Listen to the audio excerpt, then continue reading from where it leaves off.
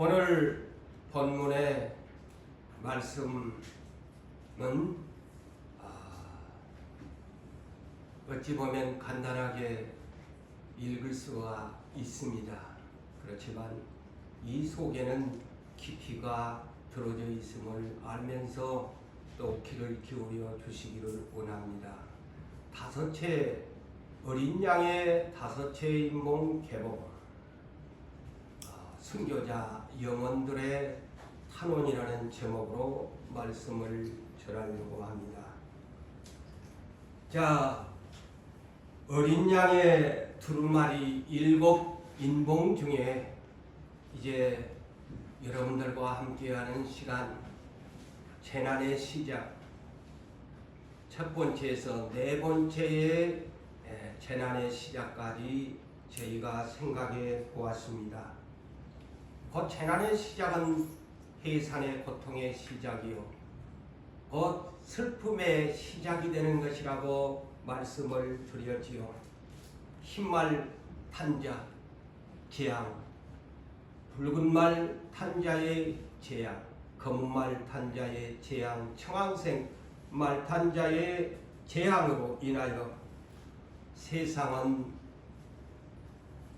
거짓 그리스도와 거짓 선지자들이 많이 일어나서 많은 사람들을 미혹한 까닭에 많은 사람들이 미혹되어져서 나라도 혼란스럽고 사회도 혼란스럽고 그리스도인들이 출입하는 교회마다도 혼란하게 빠지는 시대가 옵니다. 교회라고 해서 다 교회가 아니다는 것이죠. 그 속에는 완전히 뒤죽박죽이 되어버리는 교리 속에 뒤죽박죽이 되어버리는 말씀의 속에서 교회에 출입을 하면서 마귀 사탄의 거짓 미혹에 교회들도 넘어갈 수밖에 없습니다.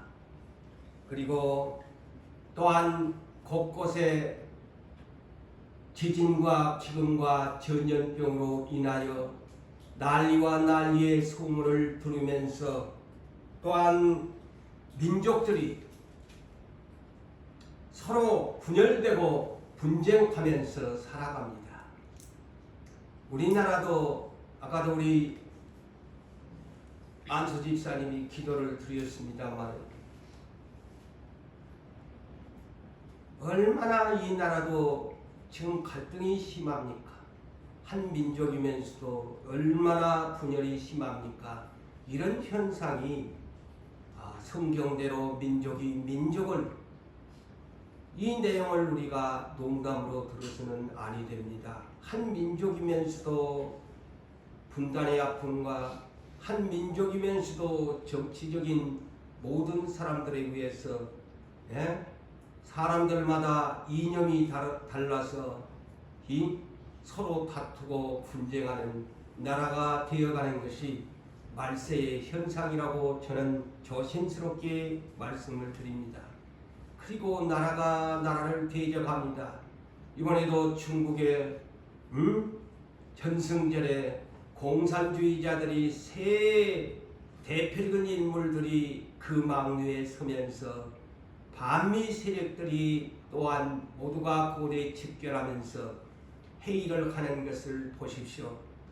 이것이 나라가 나라를 대적하게 되어지고 결국에는 또한 무기를 앞세워서 전쟁이 일어나고 또한 무역이라는 이것이 관세 전쟁으로 번지면서 세상은 날이 갈수록 불안해지고 초조해지고 정신 차리지 아니하면 깨어있지 아니하면 분별력 없이 세상을 살아갈 수밖에 없고 그러한 혼란 속에서 믿음 없이 살아갈 수밖에 없다는 것을 알아야 합니다.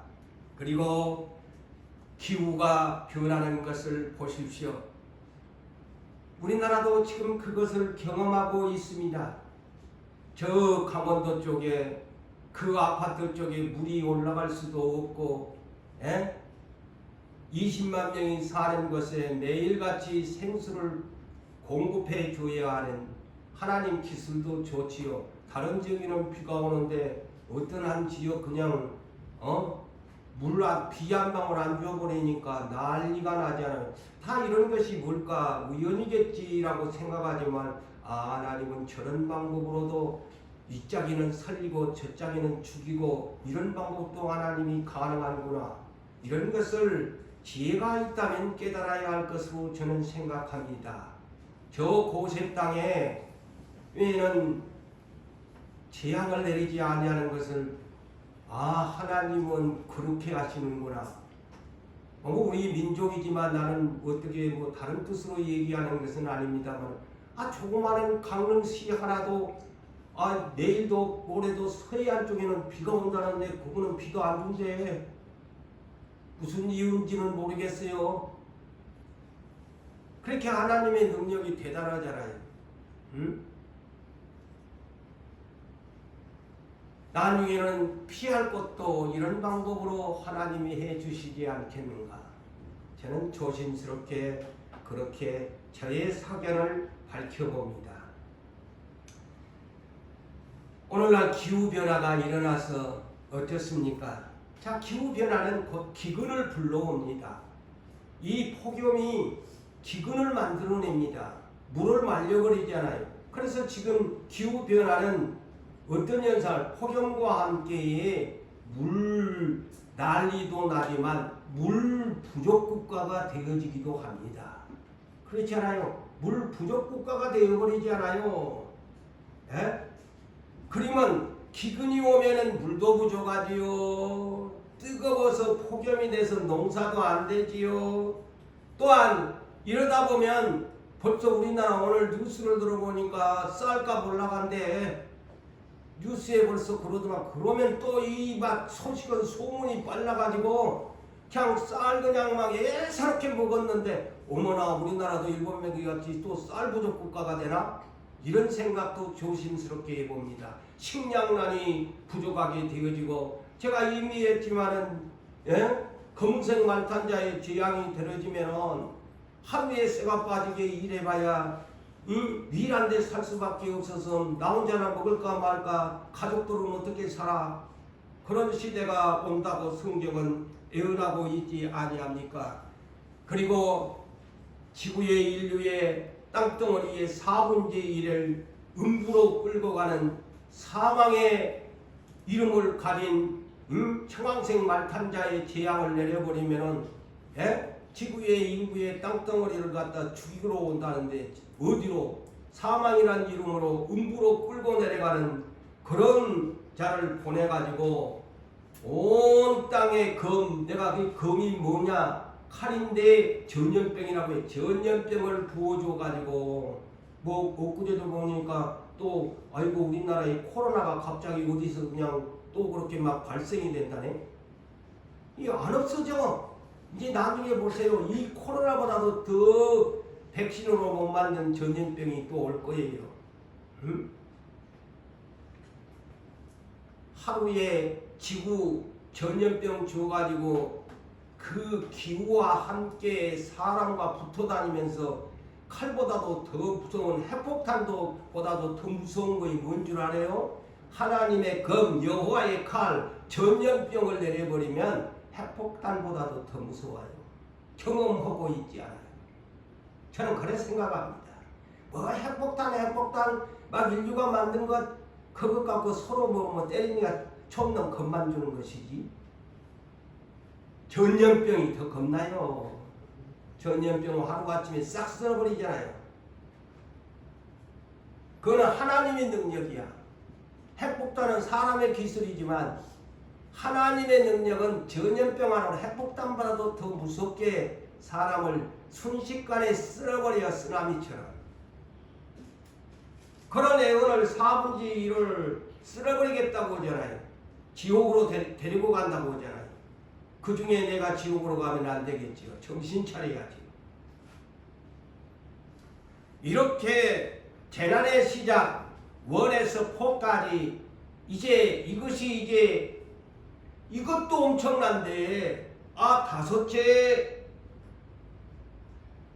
어린 양의 인봉을 개봉해 보니까 어떻게 됩니까? 본문 9절에 다섯째 인을 떼실 때에 이것이 뭐냐? 다섯째 봉함된 비밀 문서지요. 그것을 떼실 때에 다른 말로 하면 개봉할 때라는 말입니다. 개봉할 때에 하나님의 말씀과 그들의 가진 증거로 말미암아 이문이 뭘까요? 하나님의 말씀 때문에 오늘날로 쉽게 하면 예수를 증언하다가 죽임을 당한 영혼들이 하나님의 제단 아래에 저 천국에도 제단이 있구만요. 뭐 땅에서만 성전 제단 이렇게 표현하는데 저 천국에도 제단이 있어요. 여기에 그래서 제단 아래에 그랬는데 이 제단 이 어떻게 생겼을까 보니까 계시록 앞으로 또 풀어가야 합니다만 계시록 8장 3절에 보니까 이 제단은 금으로 만든 제단이야. 금제단이라고 해놨어. 금으로 만든 제단. 우리같이 이런 제단도 아니야. 금으로 만든 제단이야. 저 천상에도 예배를 드리기 때문에 찬양과 경배를 받기 때문에 천상에도 금제단이 있다. 이것을 상식적으로 알고 계세요. 그런데 이 순교자들의 영혼들이 이 금제단 아래에 와가지고 탄원을 하는 장면을 오늘 소개를 합니다. 그런데 다시 계시록 8장 3절을 보니까 이 하나님 보좌 앞에 금제단이 있다 그랬어요. 자, 하나님 보좌 앞에가 금으로 만든 제단이 있는데 천사가 왜 금으로 만든 제단이 있느냐? 그 가서 뭐 짐승 잡나? 아니요. 짐승 잡아 구약시대 같이 하는 것은 아닌데 이 금제단이 뭐 하는 것이냐? 가르쳐 주잖아요. 천사가 성도들의 기도를 이 천사들도 쉽게 얘기하면 구약시대 향불을 이렇게 하나님께 드렸는데 천사들이 하나님께 드려지는 향로가 있어. 그것도 금향로야. 금으로 만든 향로인데 하나님 앞에 향기로운 연기를 향연을 올려드리는데 그 금향로의 향기와 함께 성도들의 기도를 그곳에 합해가지고 하나님 금제단 앞에 드리더라 이렇게 기록이 되어 있어요. 그래서 이 성도들의 기도는 다른 말로 오늘날 영적으로 기도가 향기로운 연기다. 그래서 날마다 쉬지 말고 기도하라. 그것이 날마다 네 향기로운 기도를 하나님 앞에 올려라. 그러면 천사가 저 천상의 금제단의 향로에다가 천사가 자기들이 하나님 앞에 올리는 이 향기로운 연기가 있는데 그곳에 성도들 기도까지 받아가지고 하나님 앞에 올린단다. 자, 이 신비의 세계를 여러분이 아시면서 우리들의 기도가 천사들의 향로에 함께 담겨져 금제단에 올려진다. 그러니까 기도를 안 할 수가 없지.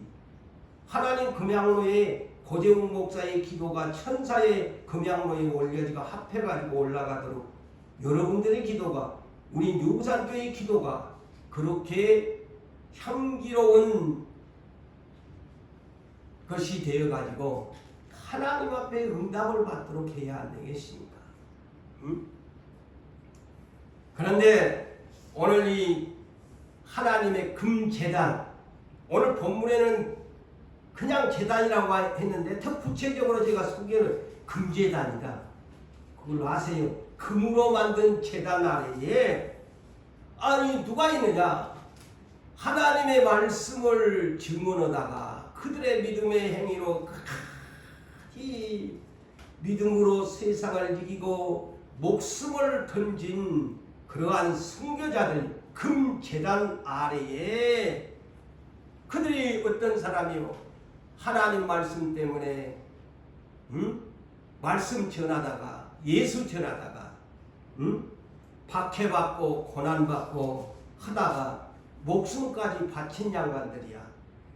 그분들이 이렇게 제단 아래에서 탄원의 기도를 하고 있는 모습을 다섯째 인봉에서 이렇게 소개를 하고 있습니다. 다섯째 인봉을 개봉하니까 이들의 소식을 지금 소개하는 거예요. 하나님 나라에서 이런 역사가 나타난다는 거예요. 우리 눈에는 보이지는 않지만. 그러니까 10절에 보세요. 큰 소리로 이 천상에서 지금 현재 지금 낙원에 있는 그 영혼, 순교자 영혼들이 큰 소리로 오늘날 부르짖는 거야. 천상에서도 부르짖네. 부르짖는데 뭐라고 부르짖느냐? 거룩하고 참되신 대주제시여. 주제란 말이 뭡니까? 대주제란 말이 다른 쉽게 얘기하면 지배자라는 뜻이에요. 주권자라는 뜻이에요. 대지배자시여, 주권자시여라는 뜻이에요. 대주제시여. 땅에 그러면서 그들의 이 탄원이 뭐냐면 땅에 거하는 자들을 심판하여 그랬어요. 여기서 끊읍시다. 이 구절을. 땅에 거하는 자들을 심판하여 그랬어요. 그러면 뭐 간단하게 생각하면 뭐 여러분들이 이해할 수 있는 문장입니다만은 이 땅에 거하는 자들을 심판해 달라는 것인데 어떤 사람을 심판해 달라 그러느냐? 더 깊이 들어가면 악한 영들을 비롯해 악한 영들이 판을 치니까 다 미혹이 돼가지고 사람들이 악하게 돼버리잖아요. 그 악한 행위를 하는 행악자들, 특별히 예수 믿는 사람들, 하나님의 말씀을 믿는 사람들, 여호와를 믿는 사람들을 박해하고 고난 당하게 만들고 죽이게 만드는 이런 자들을 어느 때까지 나놓겠느냐 이 말이죠. 어느 때까지 나누느냐. 그러면서 우리 피를 이 양반들은 이 순교자 영혼들은 피를 흘린 사람이야. 작은 예수지요. 저는 이 성경을 보면서 그렇구나. 신앙에도 참 단계가 있구나. 이렇게 목숨에 피를 흘리는 사람들과 보편적인 성도들과는 차별이 있다는 것을 알 수 있습니다. 네? 그래서 오늘날 적당하게 믿는 사람과 몸을 던져 주를 믿는 사람하고는 하나님 쪽에서도 구별을 합니다. 저는 오늘 이 다섯째 인봉에서 그것을 찾아볼 수 있습니다. 다 천국 가니까 뭐 적당히 믿다 가면 되겠죠. 선택했으니까. 오늘날 그런 복음들이 많잖아요. 그렇지만 우리는 더 구체적으로 가르쳐주고 당신 보편적인 성도가 되기를 원하느냐, 특별한 성도가 되기를 원하는가.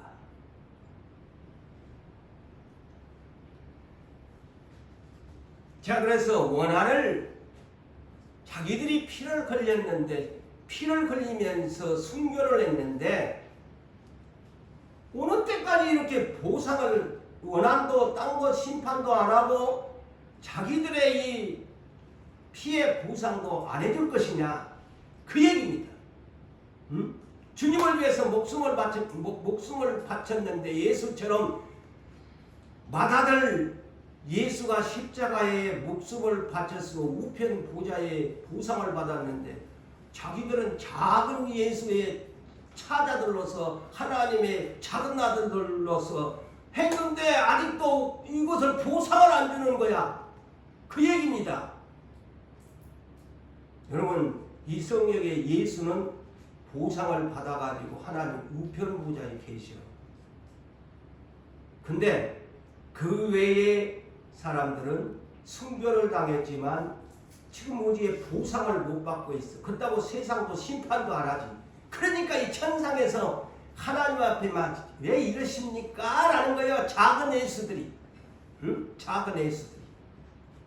왜 작은 예수라고 하느냐? 순교 예수, 예수님이 순교자잖아요. 응? 그는 큰아들이요. 로마서 8장 29절에 큰아들이라고 해야 맏아들. 그래서 제가 뭐 성경에 없는 얘기하나요? 다 우리는 작은 아들들이야. 작은 예수들이야.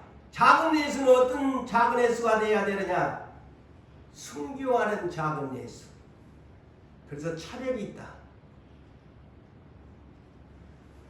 근데 그 원한을 우리는 작은 예수가 돼가지고 순교했는데 왜 보상을 안 주냐고? 응? 땅에 심판도 안 하느냐? 그런 기도를 한 것처럼 누가복음 18장 1절에서 9절에 있는 말씀을 보더라도 우리가 오늘 본문에 나오는 순교자 영혼들처럼 예수님이 그랬지요. 항상 기도하고 낙심하지 마라. 그런데 때로는 뭐 기도에 응답이 없으면 저 역시도 여러분들도 낙심 찾아옵니다. 그거 인간이에요. 그래서 예수님이 아시고 항상 기도하고 낙심하지 말아라. 그런데 어떻게 기도를 해야 될 것이냐? 하나님을 멸시하고 불의한 재판관을 비고하면서 그런데 그 원한 맺힌 가부가 날마다 이 출근하는 판사님을 찾아가는 거예요. 이 짝에 우리 법원 옆에 그거를 찾아가는 거야. 그 법원 옆에 앞에 가서 찾아가고 이 판사님만 보면 내 원한을 좀 풀어달라고. 그러니까 아이고 이 판사가 그냥 재판관이 그냥 귀찮아가지고 내가 저 여인을 원한을 풀어주지 아니하면은 내가 날마다 아이고 저 여자 때문에 내가 스트레스가 맞춰서 못 살겠다 싶어가지고 풀어줘야 되겠다. 그러면서 예수님이 이와 같이 너희들도 이렇게 이 가부처럼 번거롭게 해라. 그리하면 그 밤낮 부르짖는 택하신 자들의 원한을 풀어주지 않겠느냐. 이게 다섯째 인공이 원한을 풀어달라는 거야. 이 순교자들이 풀어주지 않겠느냐. 오래 참으시겠느냐. 속히 그 원한을 풀어주시리라. 그러나 인자가 올 때까지 그 믿음을 보겠느냐. 이렇게 끝까지 붙들고 기도하기를 예수님은 우리에게 가르쳐 주었지요. 그래서 오늘날 이곳에 있는 여러분들도 그런 기도를 하시는 분들로 저는 생각합니다. 그런데 낙원에 있는 순교자들의 영혼들이 바로 이런 것처럼 천상에 가서도 탄원을 한 거야. 큰 소리로 금제단 밑에 아래서 하나님을 향해서 하나님 보좌를 향해서 좀 탄원을 하는 거야. 그러면 우리의 피를 좀 갚아달라고. 땅을 빨리 좀 심판 좀 해달라고. 응? 그러니까 응답을 주십니다. 그래서 부르짖는 자에게는 이런 응답을 주신가? 천상에서도 응답을 주시네. 11절을 보십시오. 각각입니다.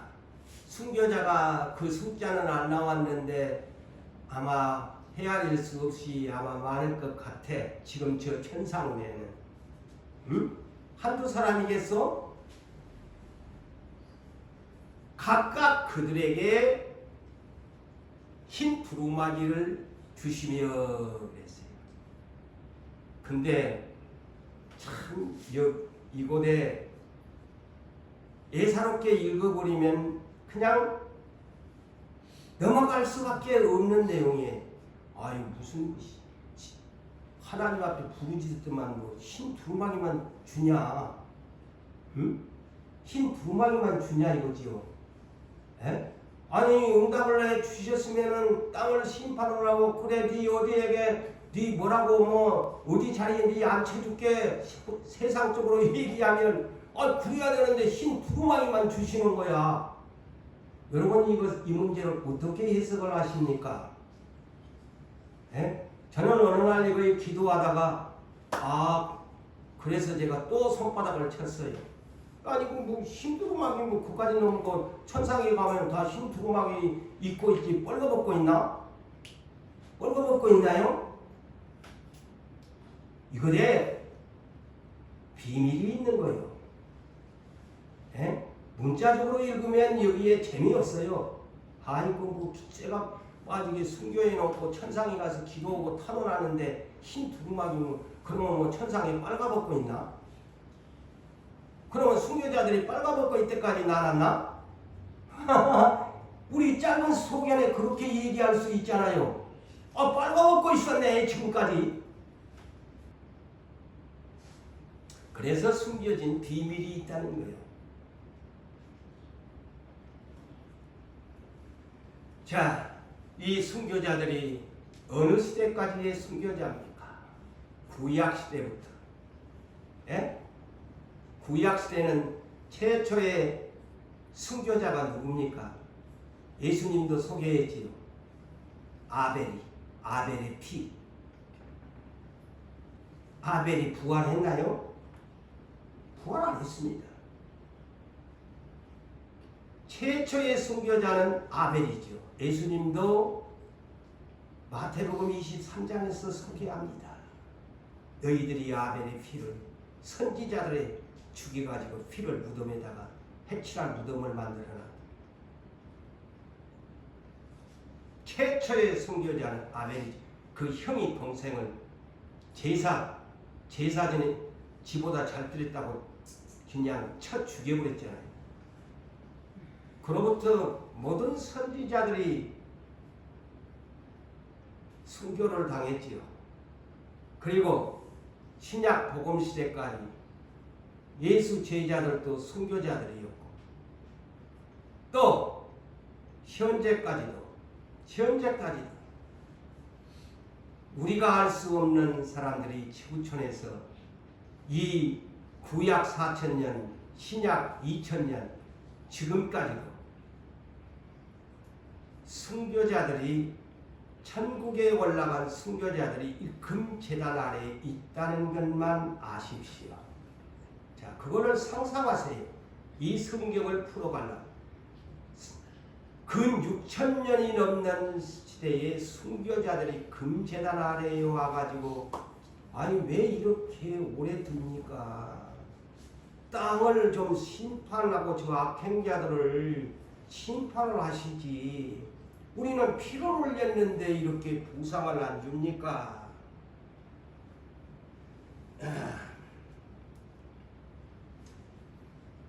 그런데 얼마나 더 기다리라고. 그렇게 오래도록 순교자들이 수천 년을 기다리고 있는데 아벨 같은 사람은 지금 뭐야? 최초의 순교자는 지금까지도 저 금제단 아래에 있을 거 아니요. 부활을 못했으니까. 에? 아니 6000년이 넘는 이 세월 속에 그들은 근데 기다려라는 거야. 옷만 주는 거야. 더 기다려. 오늘날 그렇다면 우리 누구산교회 하나님의 약속을 받으면서 온 이 세월에 우리는 우리의 영혼들도 지쳐서 피곤하고 낙심하는 경우도 많을 것입니다. 그렇지 않아요? 저는 그런 생각을 해봤어요. 이 땅에서도 이렇게 기다리다가 지친 거고 피곤해서 낙심하고 포기해버리는 사람들이 많은데 천상에서 십자가에 숨겨온 사람들도 저렇게 오래 기다리게 하시는구나. 응?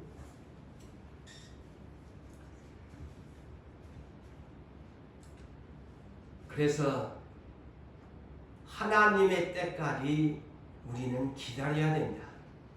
이 땅에 사는 사람들도 기다려야 하고 천상에 있는 이 순교자들도 이렇게 기다리게 하는데 땅에 있는 자가 기다리지 못해서야 되겠나, 그런 생각도 제가 개인적으로 해봅니다.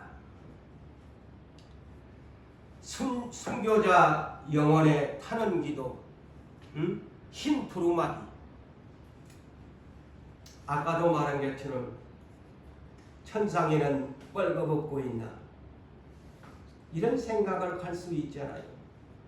이때까지 그들을 뻘거벗겨 놓고 이제 타는 기도하니까 흰 두루마기를 주셨다? 이해가 안 되잖아요.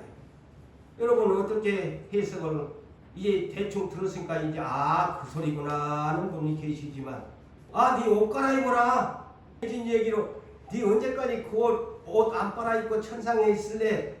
천상이가 더럽습니까? 부정한 장소입니까? 아니잖아요. 네 옷벌이 세상 같으면 오늘 입었으니까 아이고 땀내 나네, 벗어, 요걸로 좀 갈아입어, 그런 뜻일까요?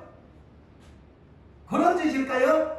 천상에 사니까 네 더러운 옷 좀 벗어라, 갈아입어라 해서 그냥 달갠다고 옷 갈아입는 흰옷을 빨래한 흰옷을 주었을까요? No.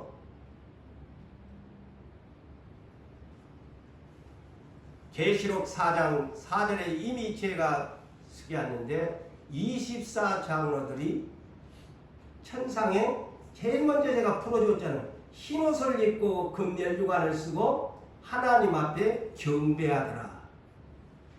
그랬지요? 그러면은 이 양반들은 24장로만 흰옷 입혀놨나요? 나머지 다른 사람들은 또 너희는 공로가 그러니까 순교도 안 했으니까 너도 빨가벗겨 있어라. 그런데 이 양반들은 하나님 말씀 때문에 순교한 사람들을 뻘개벗겨 놨다 그러면 이게 말이 안 되잖아요. 하나님이 너무하시는 하나님이 아니잖아요. 응? 맞아요, 맞아요.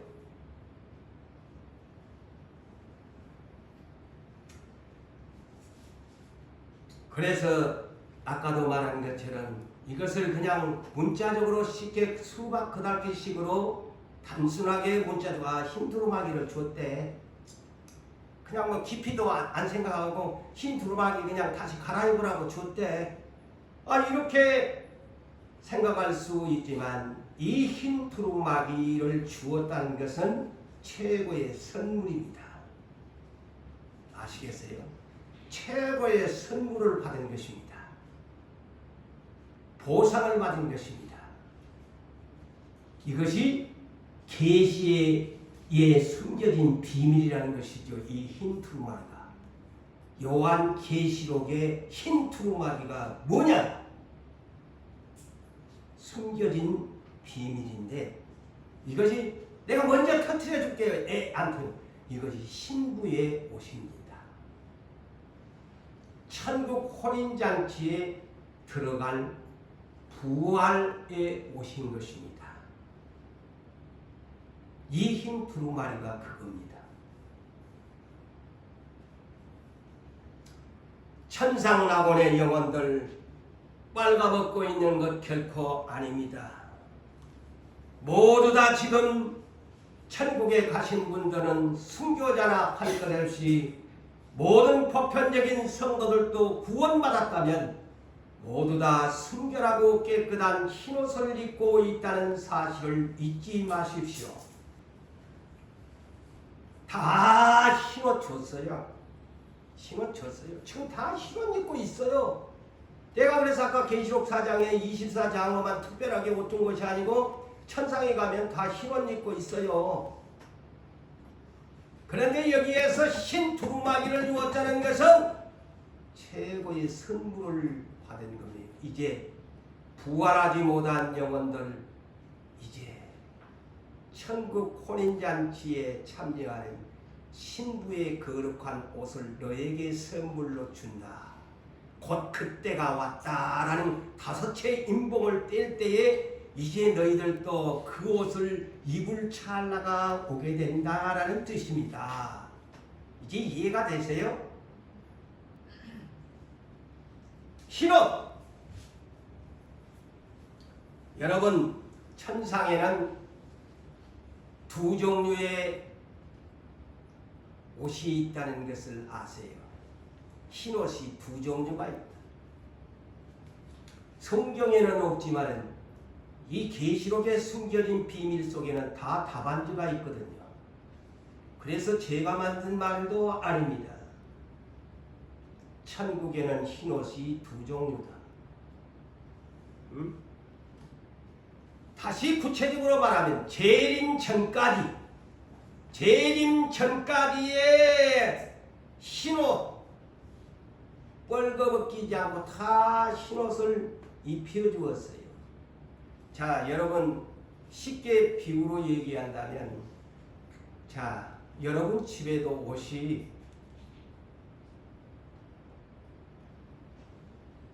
평상시에 있는 평복의 옷이 있고, 예? 특별한 날에 입는 옷이 있지요. 이런 것처럼 천상의 가장 큰 축제의 날이 어린 양의 혼인잔치 날입니다. 그러면 여러분이 이 흰 두루마기가 뭔지를 알아요. 네? 천국에 있는 지금 우리의 믿음의 선진들은 전부 보편적인 흰옷을 입고 계십니다.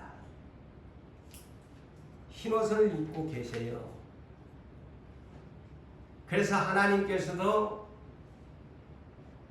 어린 양의 혼인잔치에 입힐 흰옷, 부활의 옷은 아껴두신 거예요. 아무나 안 입혀줘요. 자, 그래서 우리 오늘날 결혼식 날, 예? 우리가 평상시에는 참 그냥 평상시에도 보편적인 입는 옷이 있고, 애출할 때 특별히 손님 만났을 때, 귀한 분 만났을 때 입는 옷도 귀한 옷도 명품도 있는 것처럼 천상에서, 예? 가장 귀한 옷이 어떤 옷이냐? 최상급이 어린 양과 결혼하는 날 혼인잔치 입을 옷이에요. 그 흰 두루마기입니다. 오늘날도 남녀가 결혼하는 날 인생 최고 최상의 드레스, 여자로서는 웨딩드레스, 그거 한 번 입지 않아요. 응? 그 아무 때나 입나요? 행복한 가정을 이루기 위해서 남녀가 가장 좋은, 남자도 신랑도 아주 럭셔리한 옷을, 여자도 럭셔리한 옷을 입고 그날 입으려고 준비하고, 그것이 결혼의 하니문의 행복을 맞이하는 순간이죠.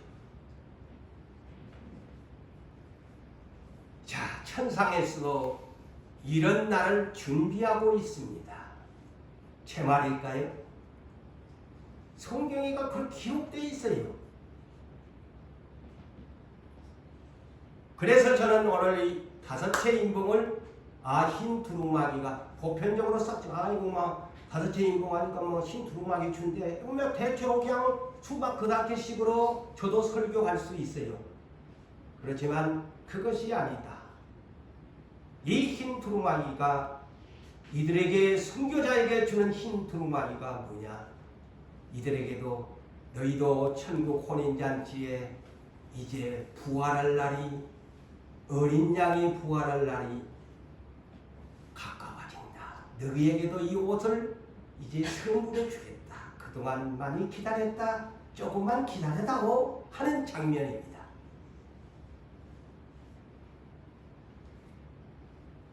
어린 양의 혼인 기약이 아직 그들에게는 이르지 않았습니다. 구약시대 사람들 순교를 당했어도 신약시대와 함께 그들도 다 함께 부활합니다. 부활이에요.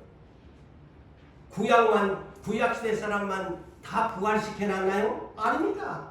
다 모아놨어요. 왜?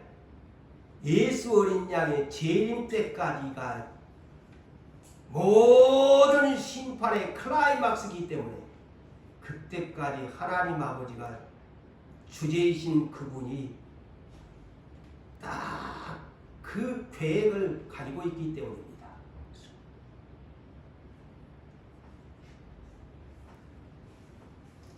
그래서 재림 전까지의 모든 흰옷은 보편적인 흰옷이다. 그렇지만 재림 후에는 예수 어린 양이 재림 후에는 천국에 올라간 사람들 얘들아 다 지금까지는 그 보편적인 흰옷 입었제 누구에게 좋은 옷을 선물할란다. 그 옷이 무슨 선물이냐? 야, 너희들은 신부들이 아니겠니? 신부들에게 빛나고 깨끗한 세마포의 옷을 너희에게 선물해 주겠다. 이 옷이 있어야 너희가 부활한단다. 너희들은 지금 영혼들로만 있지. 그런데 그 옷을 선물 받은 날, 어린 양의 아내가 되는 날, 준비하는 날, 너는 너의 영혼이 신령한 몸으로 변하여 부활한단다. 그 옷을 입어야 부활한단다. 할렐루야. 이 비밀인 거예요. 이 힌두루마기가.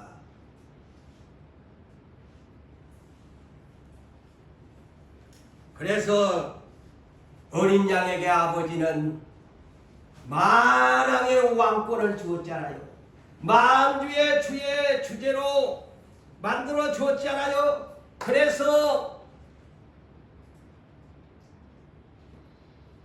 전부 우리 예수님이 이 땅에 심판하러 오신 날 하나님의 백성들은 다 나본에서 데리고 와서 그 영혼들에게 옷을 입혀줍니다. 흰 두루마기를 입혀줍니다. 천사와 같이 날개가 다르지요. 날개는 없지만 그 옷을 입어야 날아다녀. 신령한 몸이 공간을 초월하는 몸으로 샥 하고 날아다녀. 응? 이제 부활하면 천사보다도 더 탁월합니다. 더 훌륭한 존재가 됩니다. 지금은 천사보다 못하지만 부활의 신령한 몸이 되어지면 천사보다 낫다고 했잖아요. 예수님. 그러니 흰 두루마기가 얼마나 멋지고 값으로 매길 수 없는 선물이지.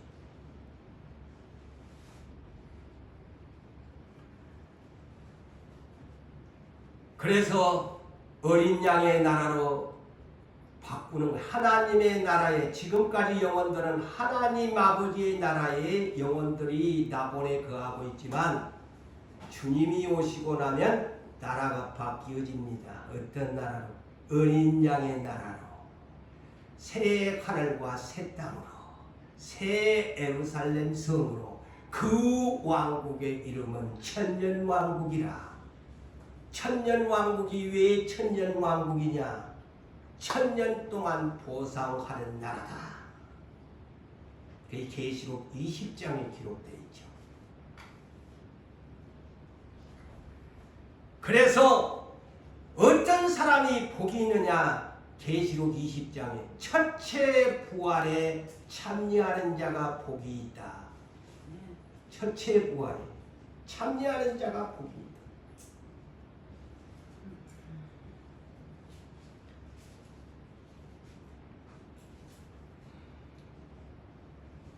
그래서 이 계시록 19장 1절로 9절을 제가 소개합니다. 자, 이거의 성경에서 계시록의 하이라이트입니다. 계시록 19장 1절에서 9절이 하이라이트예요. 자, 여기에서 할렐루야가 무려 4번을 외칩니다. 계시록에서. 왜 할렐루야가 나왔나? 우리가 보통 할렐루야 여호와를 찬송합시다. 근데 왜 계시록 19장에서 할렐루야가 무려 4번이 기록되어 있느냐? 그것도 첫, 두 번째, 세 번째라는 단어까지 사용합니다. 자, 하늘에 허다한 큰 무리의 음성이 났다고 그랬습니다. 자, 사도 요한의 환상을 보니까 하늘에 허다한 많은 무리의 숫자가 음성으로 이렇게 말했어요. 첫 번째 할렐루야 했어요. 첫 번째 할렐루야.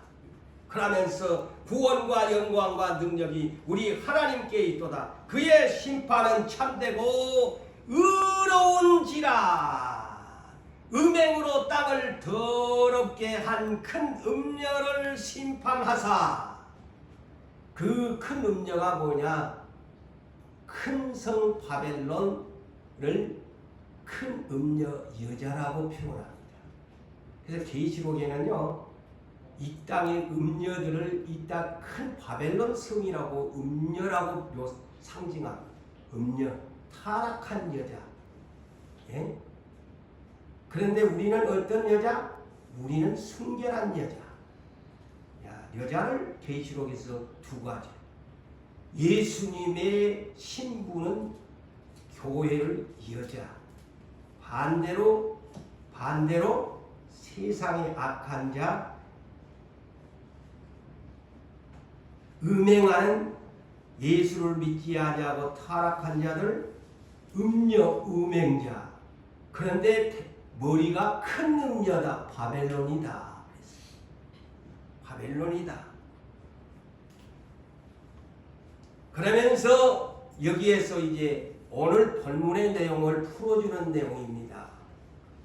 여기에 뭐라고 합니까? 자, 할렐루야 하면서 이제 자기 종들의 피를 보세요.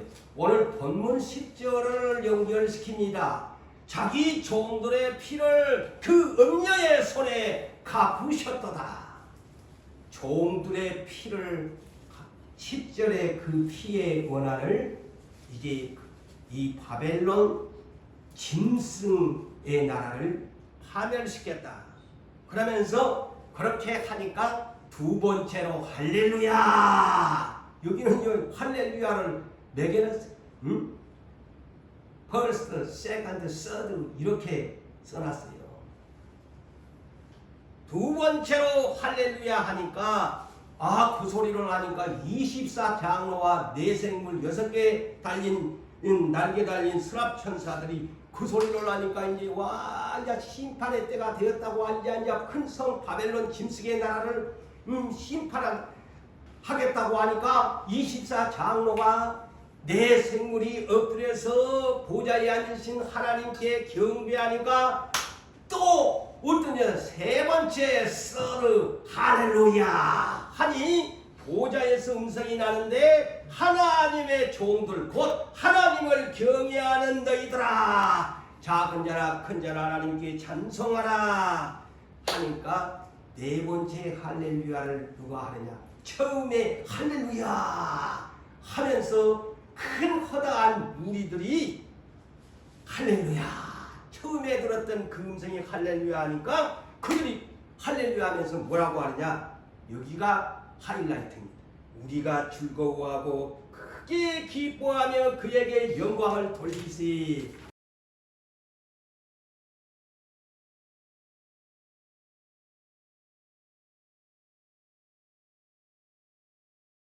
여기에 내용이 그겁니다.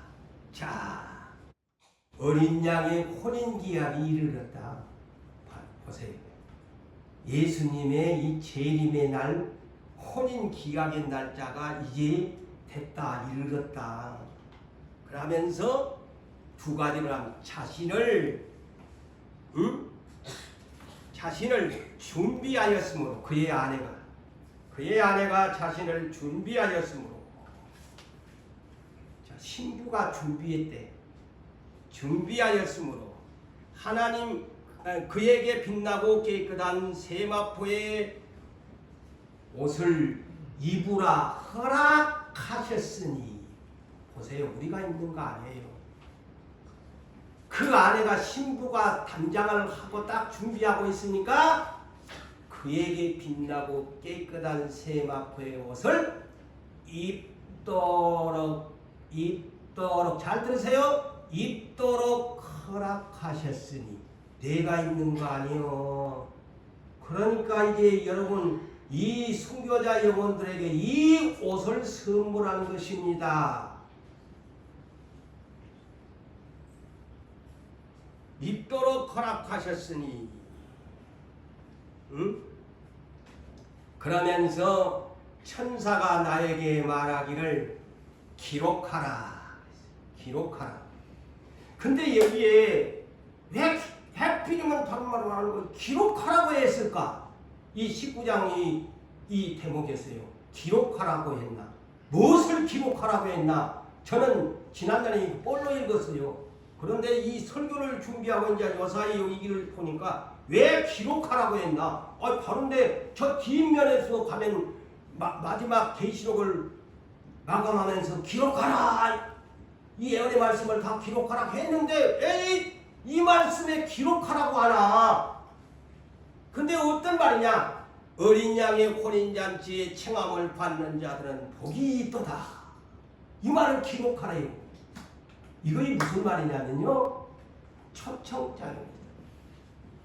천국 혼인잔치에 초청장을 받는 자 복이 있다. 그 얘기입니다. 네? 기록하라. 초청장을 받는 사람. 영적으로 들으셔야 돼요. 이 말. 온나님, 고재훈 목사, 너는 내가 너에게 초청장을 보내노라. 너는 흰옷을 입을 자격이 있다. 어린 양의 혼인잔치에 오라. 그 얘기입니다. 그 얘기입니다.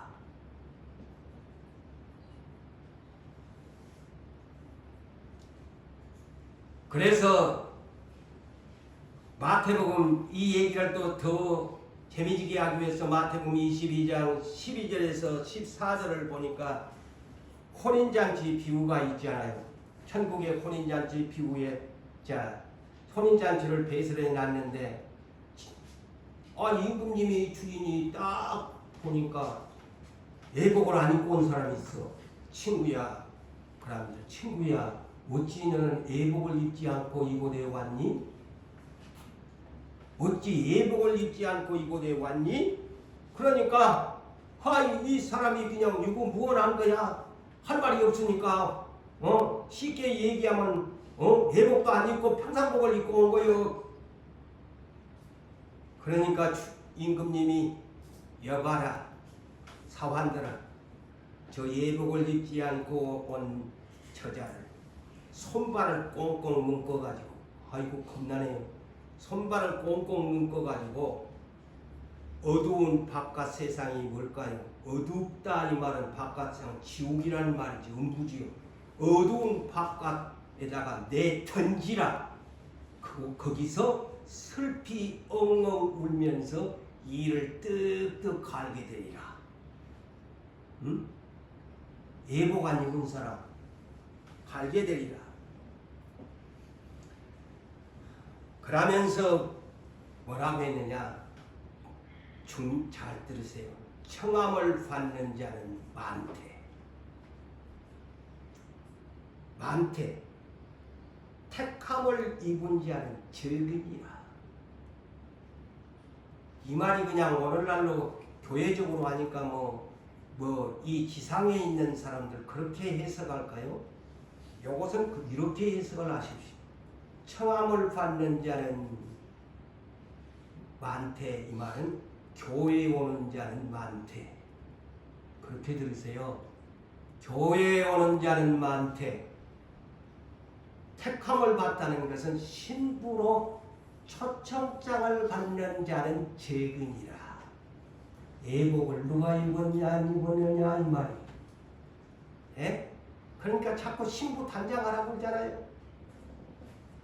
오늘날 구원관을 우리는 똑바르게 알고 예수 믿으셔야 돼. 교회 오는 자는 많대. 교회 오는 자는 많대. 신부로 어린 양의 신부로 간택을 받는 자는 적으니라. 이 얘기가 똑같습니다. 그래서 기록하라. 사도 요한아 기록하라. 이 어린 양의 혼인잔치에 희고 깨끗한 세마포의 옷을 입도록 허락받을 첫 찬장을 받는 자는 복이 있도다.